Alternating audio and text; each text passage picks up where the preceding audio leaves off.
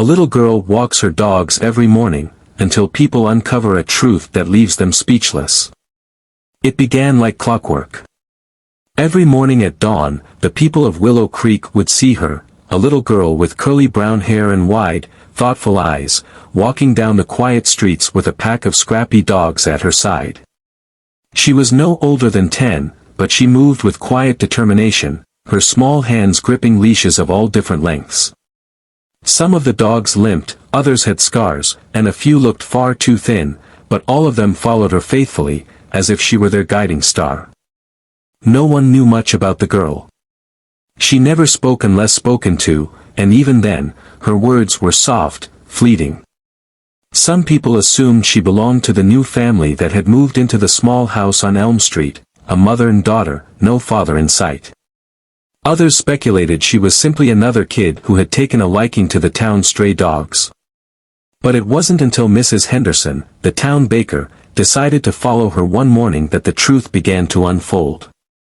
She watched from a distance as the girl led the dogs down a wooded trail beyond the neighborhood. The deeper they went, the more Mrs. Henderson's heart pounded. Where was she taking them?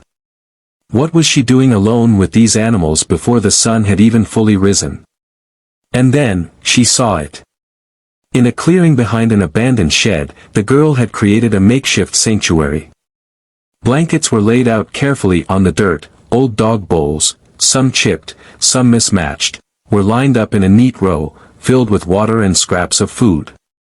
The girl knelt beside a dog too weak to stand, stroking its matted fur and whispering soothing words. Mrs. Henderson's eyes welled with tears. The girl wasn't just walking these dogs. She was saving them. Word spread quickly. By the end of the week, half the town had heard about the little girl and her dogs. People murmured about it at the grocery store, whispered at the post office, exchanged knowing glances at church. And then, the real revelation came. One evening, the girl's mother stepped into the town diner with weary eyes and hands stained with flour, signs of long hours at a bakery out of town. When someone finally asked about her daughter, she hesitated, then sighed. She started after we moved here, she admitted. We lost her dad last year, he always told her to take care of things smaller than herself. I didn't realize she took it to heart like this. The room fell silent. The little girl had turned her own grief into something extraordinary. The next morning, when she stepped outside with her leashes in hand, she stopped in her tracks. Standing in her yard were the people of Willow Creek, dozens of them, holding bags of dog food, blankets, leashes, and warm smiles. She blinked, eyes wide. Mrs. Henderson knelt beside her. "You don't have to do this alone, sweetheart," she said gently. And for the first time since her father's passing, the little girl let herself cry. But they weren't sad tears. They were the kind of tears that come when a burden is finally shared, when kindness finds its way home.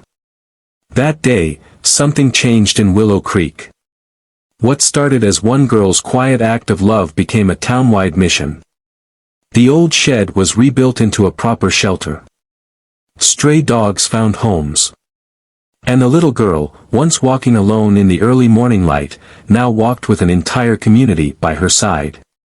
Because sometimes, the smallest hearts carry the biggest love, and when people finally notice, the world changes forever.